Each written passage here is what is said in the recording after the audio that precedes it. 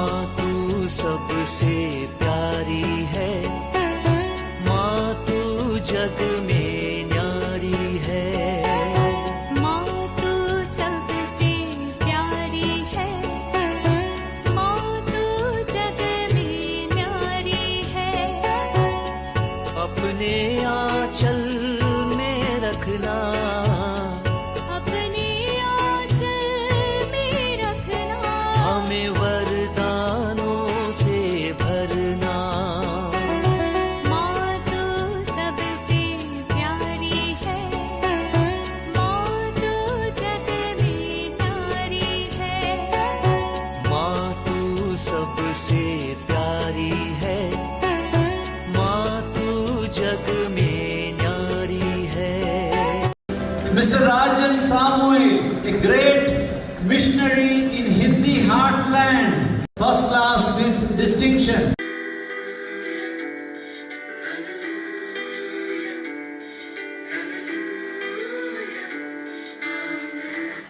पिता, पुत्र और पवित्र आत्मा के नाम पर आमीन। आप सबों को जय यीशु। हम लोग इन दिनों में पाप के विषय में, विशेषकर ईश्वर के 10 आज्ञाओं के विषय में मनन चिंतन करते हुए आ रहे हैं। पहले हम लोगों ने सीखा सबसे बड़ी आज्ञा, ईश्वर ने 10 आज्ञा 2 पार्टियों में लिख करके दिया। पहला पार्टी, उसमें लिखा हुआ जो 3 आज्ञा, सबसे पहला आज्ञा या सबसे बड़ी आज्ञा वो है ईश्वर के साथ प्रेम में रहना। उसके लिए क्या करना है, उसका क्या अर्थ है, ये सब हम लोगों ने परसों के क्लास में सुना था। कल के क्लास में हम लोगों ने दूसरा पार्टी में सबसे पहला नियम में रूप में लिखा है, ईश्वर के समान आदरणीय एक और व्यक्ति मिला, वो है माता पिता। चाहे हमारे जन्म देने वाला माता पिता हो, चाहे सास ससुर हो, उनका आदर सम्मान करना, क्योंकि ईश्वर का आशीर्वाद बच्चों पर अपने माता पिता के द्वारा आता है। ये हम लोगों ने बाइबल के आधार पर कल के क्लास में सुना था। आज से थोड़ा सा और अलग हट करके ये जो दूसरा पार्टी में जो लिखा हुआ जो बात है, ईश्वर का जो प्रेम और मनुष्य के साथ जो भ्रातृ प्रेम में रहने के लिए जो दूसरा पार्टी है, उसके अंदर स्वर्ग को पुकारने वाला 5 ऐसे पाप के विषय में भी लिखा हुआ है। विशेष रूप से कैथोलिक कलीसिया का धर्म शिक्षा ग्रंथ 1867 के अंदर 1867 के अंदर कैटेकिज्म 1867 नोट कर दीजिए। वहां पर ऐसा 5 पाप के विषय में लिखा हुआ है। इन 5 पापों को मैं अगले 5 दिनों में, आज एक लूंगा और अगले आने वाले 4 दिन, इस प्रकार एक एक को हम मनन चिंतन करेंगे, ताकि इसकी जो तीव्र स्वभाव को हम समझ ले। स्वर्ग को पुकारने वाला पाप, हम लोग ऐसा पाप करेंगे, वो पाप स्वर्ग को अर्थात ईश्वर को पुकारेगा, अर्थात ईश्वर उसके लिए हमारे ऊपर न्याय करेगा, हमें उसका दंड भुगतना पड़ेगा। ऐसा स्वर्ग को पुकारने वाला 5 पाप में फर्स्ट पाप के विषय में लिखा हुआ है उत्पत्ति ग्रंथ अध्याय 4 वाक्य 10 में।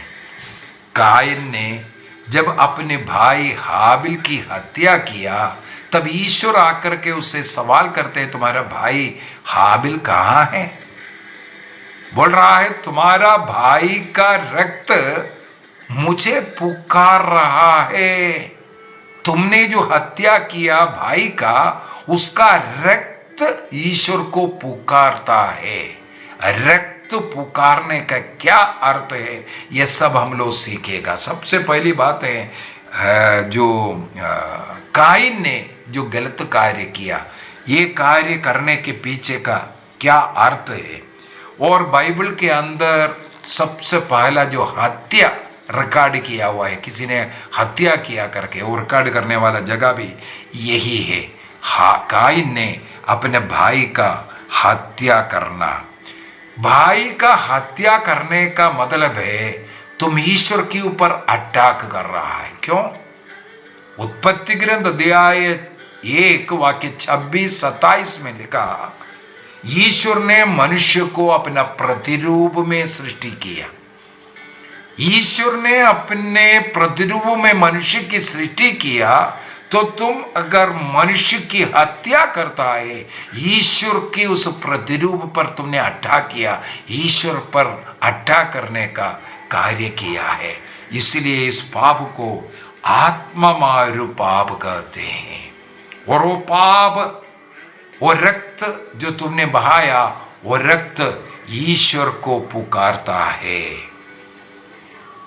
इस बात को हम लोग उत्पत्ति ग्रंथ अध्याय 4 वाक्य 1 से अगर 16 तक का जो वचन है बहुत ही अच्छा है, वहां पर इसका वर्णन किया है। वाक्य 8 को मैं थोड़ा सा पढ़ना चाहूंगा। सबसे पहले वाक्य 8, इसके बाद 10 सब पढ़ेंगे। अध्याय 4 वाक्य 8 में लिखा है, काइन ने अपने भाई हाबिल से कहा, हम टहलने चले। बाहर जाने पर काइन ने हाबिल पर आक्रमण किया, उसे मार डाला। वाक्य 9 में लिखा है, तो प्रभु ने काइन से कहा, तुम्हारा भाई हाबिल कहाँ है? देखो तुरंत उसने क्या उत्तर देता है, मैं नहीं जानता, क्या मैं मेरा भाई का रखवाला हूं? देखो एक पाप के ऊपर दूसरा पाप। अभी प्रभु क्या कहते हैं, तुमने क्या किया? तुम्हारे भाई का रक्त भूमि पर से मुझे पुकार रहा है। किसके लिए? न्याय के लिए पुकार रहा है। जो पाप आपने किया है, उसका जो रक्त बहाया, और रक्त अब न्याय मांग रहा है। मैं निर्दोष व्यक्ति, मेरा निर्दोष रक्त उसने बहाया, मुझे न्याय चाहिए। ईश्वर से न्याय मांगता हुआ हम लोग यहां पर देखते हैं। सबसे पहला जो ब्लड है वो न्याय मांग रहा है। क्यों? यदि हम लेवी ग्रंथ उसके अध्याय 17 के अंदर वाक्य 11 और 14 को पढ़ेंगे, वहां पर लिखा हुआ है, रक्त में जीवन है। किसी भी प्राणी का रक्त में जीवन है। इसका मतलब आपने उसके जीवन को नष्ट किया, बहाया। इसका मतलब उसने जो पाप किया है वो बहुत बड़ा आत्ममारु पाप, एक व्यक्ति का जीवन को नष्ट करना। वो जीवन किसने दिया? ईश्वर ने जो जीवन दिया था, और उसकी सृष्टि ईश्वर ने ईश्वर के प्रतिरूप बनाया था। तुमने इसका मतलब डायरेक्ट ईश्वर पर अटैक किया। हत्या का पाप इतना कठोर पाप है। क्यों? काइन ने क्यों हाबिल पर आक्रमण किया? इसका भी कारण हमें जानने की जरूरत है। कई ऐसा पाप है, आगे चल करके 7 मूल पाप को सिखाऊंगा, उसके अंदर भी ये आता है। एक छोटा सा हमें दिखेगा, लेकिन वो बड़ा बड़ा पाप का जननी है, बहुत बड़ा पापों का जननी। इसलिए उसको मूल पाप कहते हैं, पापों का जननी कहते हैं। अभी काइन ने अपने भाई के हाबिल की हत्या के पीछे का सबसे पहला, अपने भाई का जो चढ़ावा ईश्वर ने स्वीकार किया, इसलिए उसको ईर्ष्या आ गई। अच्छी चीज से प्रभु के लिए अर्पित कर, अच्छा प्रार्थना का जीवन, भक्ति का जीवन, और प्रभु से आशीर्वाद प्राप्त करने वाले लोगों पर, अनेकों लोगों को ईर्ष्या होता है। अन्य लोगों की अच्छाई पर ईर्ष्या। काइन ने सबसे पहला गलती यही किया, अपने भाई पर ईर्ष्या हुआ। उस ईर्ष्या उसके अंदर आकर के हत्या की ओर लेकर के गया। दूसरा, मैं भाई हूं, बड़ा भाई हूं, मुझे आशीर्वाद मिलना चाहिए था, मुझे कृपा मिलना चाहिए, मैं छोटे से बड़ा होना चाहिए था। इस प्रकार का एक अहंकार। और वाक्य 6 के अंदर हम लोग देख सकते हैं, जब इस प्रकार का उसने ईर्ष्या करना, अहंकार करना शुरू किया, ईश्वर ने काइन से बात किया। वाक्य 6 में हम लोग देखते हैं, वहां लिखा, प्रभु ने काइन से कहा, तुम क्यों क्रोध करते हो? गुस्सा क्यों कर रहे हैं? और तुम्हारा चेहरा क्यों उतरा हुआ है? उदास क्यों है? तुम हंसने रहे, तुम्हारे भाई के जो कृपा अनुग्रह जो मिला उस पर देख करके तुम्हें क्यों खुशी नहीं हो रहा है? प्रभु वार्निंग दे रहा है यहाँ। इसके बाद कहते हैं तुम भला कार्य करो तब तुम प्रसन्न होगा। यदि तुम अच्छा कार्य नहीं करोगे, भला कार्य नहीं करोगे, पाप हिंस्र पशु की तरह तुम पर छपटेंगे, चपटने के लिए तुम्हारे द्वार पर घात लगा कर बैठेगा। इसलिए तुम भला कार्य करो, भला सोचो, भला कार्य करो, भाइयों के, अन्य लोगों के अच्छाई पर खुशी मनाओ, उन्हें आशीर्वाद दो। यदि तुम अच्छा कार्य करेगा, अच्छा सोचेगा, तब तुम खुश रहेगा। तुम्हारा मन में अगर दूसरों के प्रति क्रोध है, तुम्हारे मन में अन्य लोगों के प्रति डाउट है, तुम कभी जीवन में खुश नहीं रह सकता। तुम्हारा परिवार इस कारण दुखी होगा। ये उदाहरण कायन के उदाहरण से हमें पढ़ने के लिए मिलता है। इसके बाद ईश्वर आकर के चेतावनी देने के बावजूद भी इसने अपने गलती, अपने गुस्सा को ठंडा करने अर्थात पश्चाताप करने का प्रयत्न नहीं किया। इसको वार्निंग मिल रहा है। इसके बावजूद भी हठधर्मी बन गया, मैं सही हूं, इस प्रकार बोल करके हठधर्मी स्वभाव इसको उसका विनाश की ओर लेकर के जाता है। और प्रभु ने कहा वाक्य 7 के अंदर, पाप हिंस्र पशु की तरह तुम पर छपटने के लिए तुम्हारे द्वार पर घात लगाकर बैठेगा। क्या तुम उसका दमन कर सकोगे? नहीं कर सकेगा। इसलिए तुम अपना मन परिवर्तन करो, सबों के साथ मेल मिलाप करो, अन्यथा पाप तुम पर झपटेगा हिंस्र पशु की तरह। उसने पश्चाताप नहीं किया, उसने पाप को अपने ऊपर आने के लिए दे दिया। उस घमंड में रहकर, ईर्ष्या में रहकर उसने अपने भाई की हत्या किया। अभी हम लोग देख रहा है वो ईश्वर को पुकारने वाला क्यों ईश्वर को पुकारता है। सबसे पहला कारण मैंने बोल करके दिया, उत्पत्ति ग्रंथ 1:26-27 में ईश्वर ने मनुष्य की सृष्टि ईश्वर के रूप में किया। उस रूप को विरूप करना अर्थात किसी मनुष्य के ऊपर अपमान करना, निंदा करना, मारना, दुख देना, वो ईश्वर की ओर वार है, ईश्वर की ओर वार है। इसलिए कहते हैं वो ईश्वर को पुकारता है। दूसरी बात है, जीवन कौन देता है? स्तोत्र ग्रंथ में कहते हैं जीवन का स्रोत ईश्वर है, ईश्वर जीवन देता है। कोई मनुष्य किसी को जीवन नहीं दे सकता। इसलिए जिसने जीवन दिया है उसको अधिकार है वापस लेने के लिए। तुम में कोई अधिकार नहीं है, तुम्हें कोई अधिकार नहीं है किसी का जीवन लेने के लिए। जीवन देने वाला ईश्वर होने के कारण, जीवन दाता ईश्वर होने के कारण कोई भी मनुष्य किसी भी प्राणी का जीवन लेने का अधिकार नहीं है। कैटेकिज्म ऑफ कैथोलिक चर्च 2268 के अंदर 2268 के अंदर ईश्वर के 10 आज्ञा में 5वीं आज्ञा, चौथी आज्ञा तक हम लोग पढ़ लिया था, माता पिता का आदर करना। आज 5वीं आज्ञा, उस आज्ञा के अंदर बोल करके दे रहा है हत्या करना एक गंभीर पाप है। कैटेकिज्म 2268 और कैटेकिज्म 1867 में 1867 के अंदर स्वर्ग को पुकारने वाला 5 पाप में पहला पाप के रूप में इसी को ही शामिल कर रखा हुआ है। और ये जो 5वें नियम हत्या ना करना, इसका भी कई अर्थ है। कैटेकिज्म 2258 के अंदर उसका वर्णन कर करके बता रहे मनुष्य का जीवन पवित्र जीवन है, क्योंकि ईश्वर से उनका जीवन मिला है, ईश्वर ने उन्हें जीवन दिया, उनका सृष्टि किया और ईश्वर के समान उन्हें सृष्टि किया है।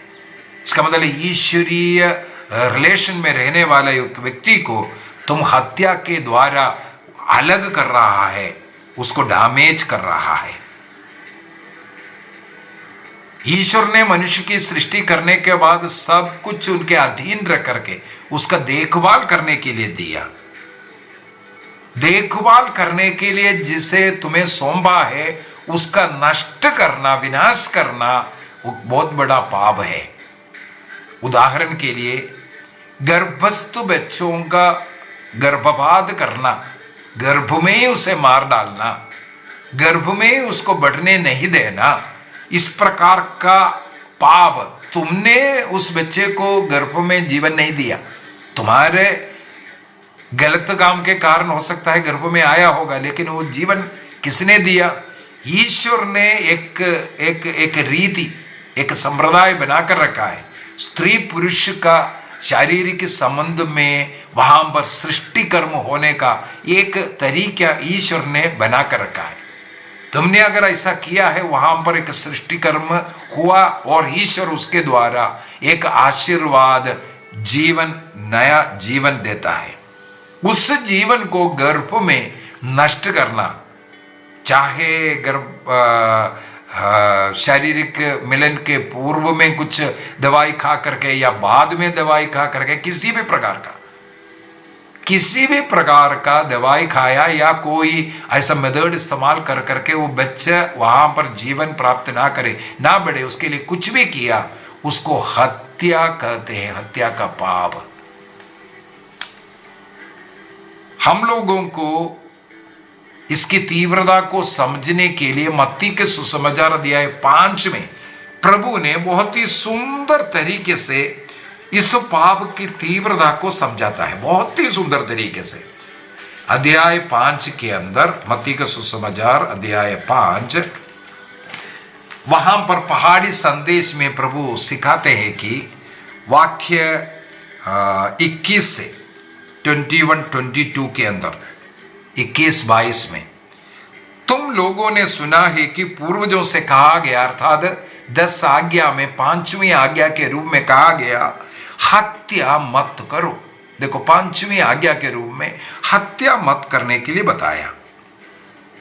यदि कोई हत्या करते हैं तो वह कचहरी के दंड के योग्य ठहराया जाएगा। कोई हत्या करेगा तो उन्हें जेल मिलेगा करके मतलब। अभी वाक्य 22 में प्रभु क्या कहते हैं? परंतु मैं तुमसे कहता हूं, जो अपने भाई पर क्रोध करता है, देखो हत्या नहीं किया, केवल क्रोध किया, गुस्सा किया, वह कचहरी के दंड के योग्य बन जाएगा। यदि वह अपने भाई से कहें रे मूर्ख, तो वह महासभा के दंड के योग्य ठहराया जाएगा। और यदि वह करे रे नास्तिक, तो वह नरक की आग के योग्य ठहराया जाएगा। अर्थात हत्या के बराबर में क्रोध करना, भला बुरा कहना, उन्हें उनकी निंदा करना, नीचा दिखाना, अपमानित करना, ये कार्य करना हत्या के बराबर है करके प्रभु ने कहा। क्योंकि उसके लिए जो दंड मिल रहा है, सेम दंड जो हत्या के लिए जो मिलता है वही दे रहा है। क्यों? मैंने शायद कल के क्लास के अंदर बोला था, हत्या करने के पूर्व में सबसे पहले उसको मन में, हृदय में उसको लेके आता है, उसको मैं मार डालूंगा, इस बच्चे को गर्भ में गिरा देंगे। कहां लेकर के आया निर्णय? मन में पहले लेकर के आया, हृदय में लेकर के आया। गुस्सा कहां आया? मन में आया था। रे मूर्ख बोला कहां आया? मन में आया था। मन से आया इसलिए उसको बोल करके दिया। गुस्सा भी आया, मन में घुसाया, उसके साथ गुस्सा किया। इसका मतलब वो पाप का सबसे स्टार्टिंग कहां है? आपका हृदय है, आपका मन है। जब वहां पर वो पाप आ गया तो प्रभु बोल रहा है इसका जो प्रवृत्ति बाद में होना है, प्रवृत्ति नहीं हुआ तब भी आपको वही दंड देगा। मन में भी अगर अबॉर्ट करने का, किसी का हत्या करने का कोई भी पाप का विचार आ रहा है, उसके लिए हमें पाप स्वीकार करना है, करना है, अन्यथा आप अपने को नष्ट करेगा। प्रभु यीशु मसीह ने उस आज्ञा का गहराई को समझाने के लिए यहां पर क्रोध भी हत्या है उसका बराबर है करके बोल करके दे रहा है। जैसे गुस्सा हो, कोई भी कर्म ऐसा है, वो अपने हृदय से। एक और उदाहरण मैं बोलता हूं, यूहन्ना का पहला पत्र अध्याय 3 वाक्य 15 के अंदर, 1 जॉन 3:15 के अंदर प्रभु एक बात बोल कर दे रहा है, यदि कोई अपने भाई को प्यार नहीं करता वह हत्यारा है करके। पहला यूहन्ना का पत्र अध्याय 3 वाक्य 15 में हम लोग पढ़ते हैं, जो अपने भाई से बैर करता है, प्यार नहीं बैर करता है, वह हत्यारा है। देखो, बैर करना हत्या है करके बोल रहे हैं। और तुम जानते हो कि किसी हत्यारे में आनंद जीवन नहीं है। देखो, बैर किया था, केवल बातचीत ही नहीं कर रहा है, उनकी निंदा कर रहे हैं, उनकी बुराई कर रहा है।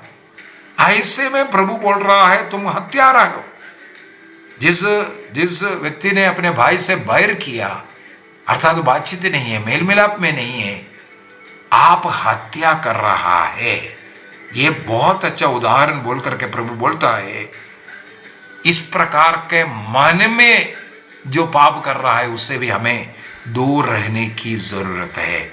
इसका मतलब है, इन पाप का मैं 4-5 कैटेगरी बोल करके देता हूं।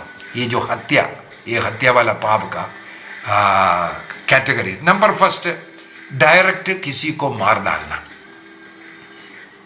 जानबूझ करके गया, कोई चाकू लिया, मारा, कैसे भी हो, ये मार डालना फर्स्ट। सेकंड तरीका है अबॉर्शन करना, चाहे बच्चा नहीं चाहिए बोल करके कोई कृत्रिम रीति को अपनाना, या संबंध रचने के पूर्व में या इसके बाद में कोई दवाई खाना, या गर्भस्थ बच्चों को एक डॉक्टर के पास जाकर कह रहे वो जन्म नहीं लिया, उससे पहले उसको गिराना। गवर्नमेंट में भी नियम है, 5 महीना का बच्चे तक आप अबॉर्ट कर सकते हैं, सरकार नियम दिया है, लेकिन पवित्र बाइबल, ईश्वर ने नियम नहीं दिया है। किसी भी प्रकार का कृत्रिम रीति अपनाना, संतान ना होने के लिए उसको बाधा देना, यह सब इस हत्या जैसे पाप का भाग है। तीसरा है, आजकल इच्छा मृत्यु बोल करके एक कैटेकिज्म ऑफ कैथोलिक चर्च, कैथोलिक कलीसिया का धर्म शिक्षा ग्रंथ 2276 में, 2276 वहां से लेकर के 77, 78 और 79 तक, 2276 से लेकर के 79 तक कैटेकिज्म के अंदर इस इच्छा मृत्यु के विषय में मना कर रहा है। और अबॉर्शन के पाप का, गर्भवाद का पाप का कैटेकिज्म ऑफ कैथोलिक चर्च 2270 से लेकर के 72 तक अबॉर्शन, किस किस प्रकार का अबॉर्शन अब करा रहा है, ये सब पाप है बोल करके।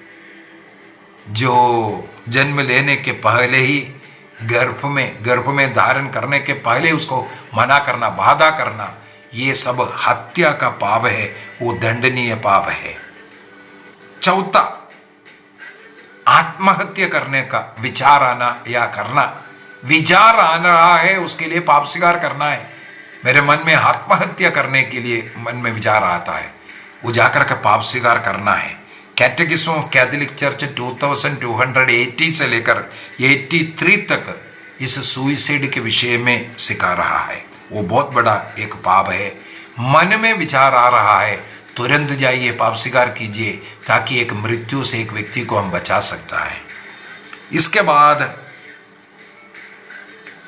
किसी का अपमान कर करके, निंदा कर करके, उसने जो गलती किया नहीं, ऐसा गलती का आरोपण करते हुए उनको दर्द देना, परेशान करना, अशांति में डालना, इस प्रकार का जो कार्य शक के द्वारा ऐसे जीवन में बर्बादी जो हो रहा है, उस प्रकार के एक हत्या। पांचवा है मत्ती का सुसमाचार अध्याय 18 के 6 में, इसलिए यीशु मसीह ने कहा किसी का पाप का ऐसा कारण बनने से अच्छा है अपने गले में चक्की का पाट बांध करके मर जाओ।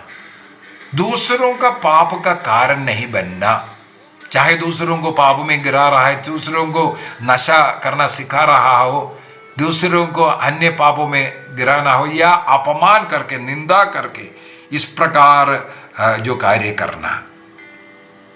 और छठवां एक और है, छठवां यह है दूसरों के साथ शत्रुता दिखा करके आप उसकी हत्या कर रहा है। दूसरों का शत्रु बन करके, निंदा करके, बुराई कर करके, ये इस प्रकार 6 तरीके से पवित्र बाइबल के अंदर हत्या का तरीका है। सबसे पहले किसी को चाकू लेकर के या किसी भी प्रकार किसी की हत्या करना डायरेक्ट जानबूझ करके। दूसरा, गर्भस्थ बच्चा नहीं चाहिए इसलिए उसका गर्भपात करना। तीसरा, बीमार है इसलिए मार डालो, ऐसा सब बोल करके आजकल शुरू किया, सरकार अनुमति देना शुरू किया, इच्छा मृत्यु, ये भी गलत है, बाइबल इसका खिलाफ है। चौथा है सुइसाइड करना, आत्महत्या करना।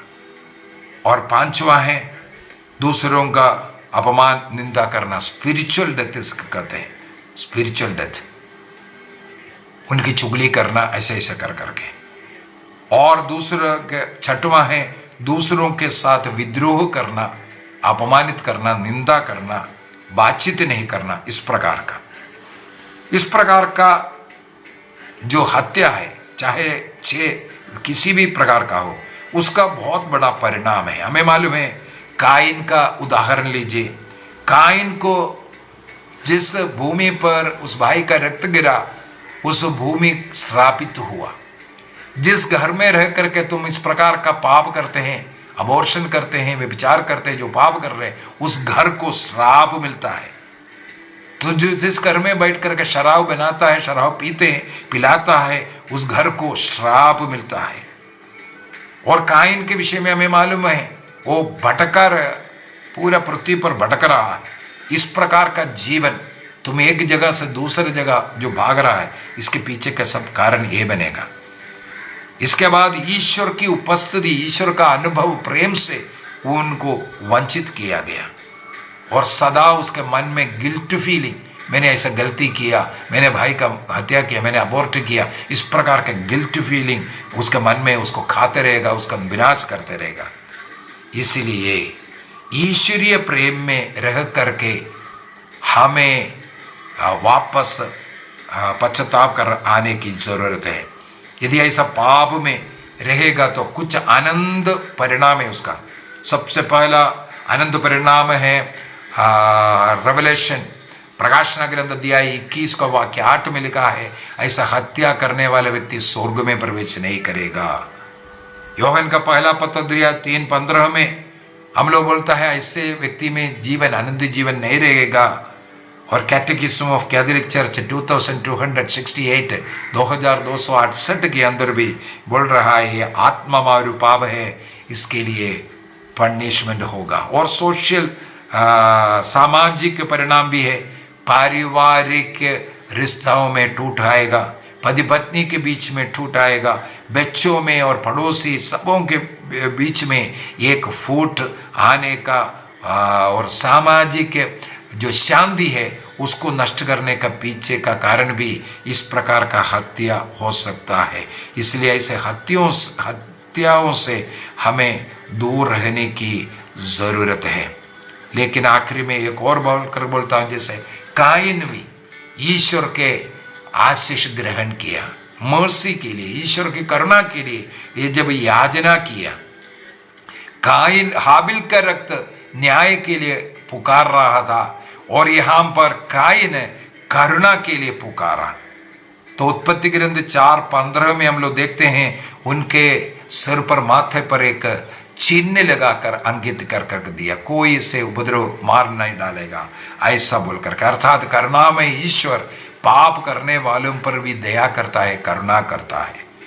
मूसा नबी के विषय में भी हमें मालूम है, वो एक मिस्री को मार डाला था, उस पर भी मूसा नबी को भी ईश्वर ने अपने सेवक के रूप में चुन करके उनका उपयोग करता हुआ हम लोग देखें। इसका मतलब ईश्वर की करुणा उनको मिला। निर्गमन ग्रंथ अध्याय 2 वाक्य 12 में मूसा नबी ने एक हत्या जरूर किया। अध्याय 3 के अंदर उसी मूसा नबी को बाद में ईश्वर का कार्य के लिए उपयोग करता हुआ। पौलुस के विषय में भी हम लोग पढ़ते हैं, प्रेरित अध्याय 8:1 में स्तेफानुस के मृत्यु के लिए वहां साक्षी के रूप में पौलुस स्वयं था, लेकिन ईश्वर ने बाद में उसी पौलुस को एक महान प्रेरित बनाकर रखा। तो यह सब संभव तब है उड़ाव पुत्र के समान अपने पापों को स्वीकार कर, हमने जो हत्याएं किया, अबॉर्शन किया, दूसरों को बुराई किया, दूसरों के विरुद्ध में अपमानित बातें किया, दूसरे ने जो किया नहीं ऐसे गलती उनके सिर पर डाला, उसके लिए पश्चाताप किया। पश्चाताप करने वालों को ईश्वर अपने पास लौटने देता है। प्रवक्ता ग्रंथ के अंदर हम लोग ये पढ़ता है, पश्चाताप करने वालों ईश्वर अपने पास लौटने देता है। क्या चाहिए? 40 साल में हमारा पाप चाहे कितना भी सिंदूर की तरह लाल क्यों ना हो, ईश्वर उसे ऊन की तरह श्वेत करेगा, हिम की तरह उज्जवल करेगा। हमारा पाप जितना भी बड़ा क्यों ना हो, उसके लिए ईश्वर की करुणा उससे भी बढ़ करके है। इसीलिए उस करुणा में ईश्वर के पास जाना, अपने पापों को स्वीकार करना, ईसा मसीह ने सैक्रामेंट ऑफ कन्फेशन, पाप स्वीकार का संस्कार ठहराया है। उस संस्कार के द्वारा एक पुरोहित के पास जा करके अपने उन पापों को सही सही स्वीकार करते हुए पाप मुक्ति हम प्राप्त कर सकता है। जो लोग इस प्रकार पाप स्वीकार करता नहीं है, वो पवित्र आत्मा के विरुद्ध महापाप बन जाता है, क्योंकि उनको मौका है पश्चाताप करने के लिए एक पुरोहित के पास जाकर के अपने पापों को बोलने के लिए, लेकिन उसका इनकार करता है, वो नरक दंड के योग्य बनता है। कैटेकिज्म ऑफ कैथोलिक चर्च, उसको नोट करना, कैटेकिज्म ऑफ कैथोलिक चर्च 1446, 1446, कैटेकिज्म 1446, कैटेकिज्म 1146 नोट करना। वहां पर कलीसिया सिखाते हैं कि कोई भी ऐसा पाप नहीं है जो ईश्वर की दया और करुणा से बढ़ करके। अभी हमें क्या करना चाहिए? ईश्वर की करुणा पर, दया पर भरोसा करते हुए अपने चाहे कितना भी बार पाप क्यों न किया हो, बार बार इस पाप को अनेकों बार किया होगा, उसको लेकर के एक पुरोहित के पास जाइए पश्चाताप के साथ, अब से ऐसा गलती ना करने का निर्णय करते हुए। अगर ऐसा करेंगे, ईश्वर की करुणा दया ही बढ़ाए। यदि काइन को माफी मिला, यदि पौलुस को माफी मिला, यदि मूसा को माफी मिला, आपको भी माफी मिलेगा। उस प्रकार का कार्य करना जरूरी है। व्यभिचार हत्या करने वाला दाऊद ने स्तोत्र 51 साम 51 अपने छाती पीट पीट करके रोया। ईश्वर ने नाथान पुरोहित के द्वारा बोला, इनका पाप क्षमा हो गया। यदि दाऊद का इस प्रकार का आत्मामारू पाप, व्यभिचार और हत्या जैसे पाप, और उसका षड्यंत्र रचना और उसको छिपाने का प्रयत्न, ऐसा गिन सकता है, 1 दर्जन पाप गिन सकता है। लेकिन वहां पर हम लोग देखते हैं स्तोत्र ग्रंथ 51 और रो करके माफी मांगते हैं। बोलता है, मैं मम्मी के माँ के गर्भ से ही पापी हूं, पाप में मेरा जन्म हुआ। तब से लेकर के सभी पापों को नाथान पुरोहित के नबी के सामने स्वीकार करते हैं। ये जरूरी है, एक पुरोहित के पास जा करके पापों को स्वीकार करना जरूरी है, तब हमें इससे भी मुक्ति मिलेगा। तो आज हम लोगों ने मनन चिंतन किया, स्वर्ग को पुकारने वाला पहला पाप वो है हत्या का पाप। आइए हम अपनी आंखें बंद करें, मनन चिंतन करें, क्या मैंने किसी भी प्रकार का हत्या किया? हम लोगों ने 6 प्रकार का हत्या के विषय में आज मनन चिंतन किया। 6 प्रकार का हत्या। याद कीजिए, क्या मैंने ऐसा कोई गलती किया, पाप किया अपने भाई के विरुद्ध में, अपने परिवारजनों के विरुद्ध में, अपने पड़ोसी के विरुद्ध में, अपने गर्भस्थ बच्चे को मारने का, दूसरों का बुराई निंदा करना, अपमानित करना, दूसरों के साथ बातचीत नहीं करना, ऐसा रह करके हत्या का पाप में, क्योंकि जो व्यक्ति अपने भाई से बैर करता है वो हत्यारा है, उसमें ईश्वर का ज्योति नहीं, उसमें अंधकार ही है। हमें आज वापस उजियाला में लाना है, सबों के साथ मेल मिलाप करने का निर्णय कीजिए, निर्णय कीजिए। जिसके विरुद्ध हमने गलती किया हम माफी मांगेंगे, क्योंकि मुझे जीवन चाहिए, स्वर्ग चाहिए, ईश्वर चाहिए, उसके लिए मैं माफी मांगूंगा। निर्णय कीजिए। एक पुरोहित के पास जाकर के उन पापों के लिए मैं पाप स्वीकार करूंगा। निर्णय कीजिए। प्रभु हम सबों को आशीष प्रदान करे, पिता, पुत्र और पवित्र आत्मा के नाम पर आमीन। आप सबों को जय यीशु।